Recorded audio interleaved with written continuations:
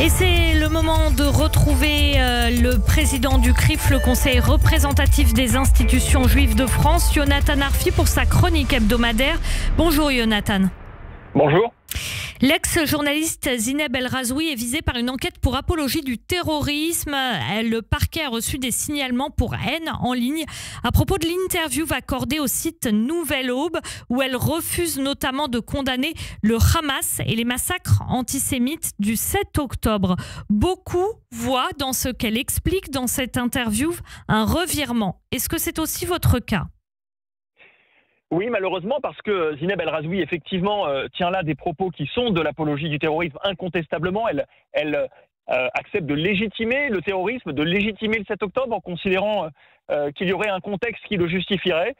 Mais c'est d'autant plus douloureux pour nous, Français juifs, nous, républicains plus largement, que Zineb El Razoui incarnait depuis longtemps le combat en France contre l'islamisme, le combat contre les assassins des terroristes de Charlie Hebdo. Et donc on a au fond une déception d'autant plus violente que Zineb El Razoui a effectivement incarné pendant longtemps ce combat-là, pour le coup très républicain.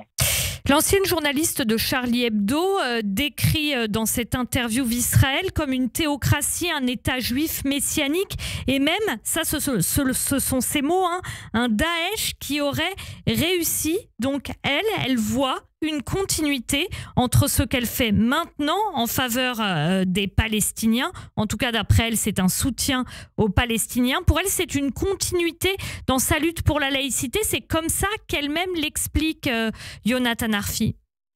Oui, c'est d'abord des propos qui sont scandaleux en soi.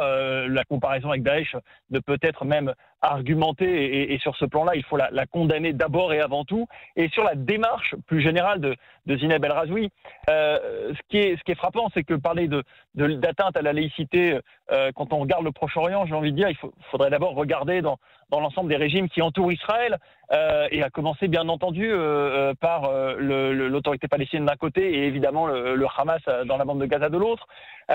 Il y a une méconnaissance du fait juif, une méconnaissance peut-être de la société israélienne plus largement, qui est, on le rappelle, une démocratie, que cette démocratie, somme toute, fait cohabiter des juifs religieux et des juifs laïcs, qu'il y a dans cette société israélienne à la fois les référentiels de l'Occident libéral, de nos démocraties libérales, et puis d'autres pratiques. Mais voilà, et ça c'est important parce que Zineb El Razoui choisit de s'appuyer sur des fantasmes, des idées reçues sur Israël, et à partir de là, de faire des raisonnements totalement scandaleux qui doivent être dénoncés. Yonatan Arfi, justement, est-ce que vous pensez que ce type de propos scandaleux, selon vos propres mots, par rapport à ce qu'a dit Zineb El Razoui, est-ce que vous pensez que ça peut reposer sur une méconnaissance du fait juif et d'Israël ?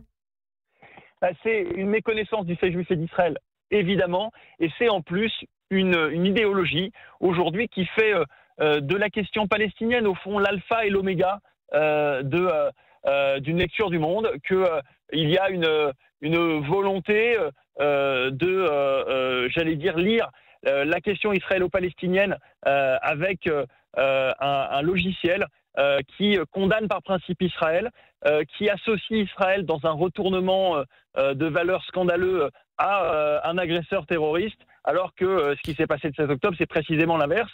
Mais ce n'est pas la seule à pratiquer ce genre d'inversion accusatoire. Nous l'avons vu à l'œuvre à travers l'accusation de génocide plus largement. Nous l'avons vu à l'œuvre avec la volonté de présenter Israël comme le bourreau quand il est la victime.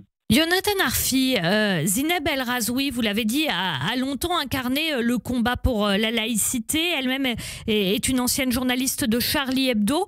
En 30 secondes, si vous l'aviez devant vous, qu'est-ce que vous auriez aimé lui dire ?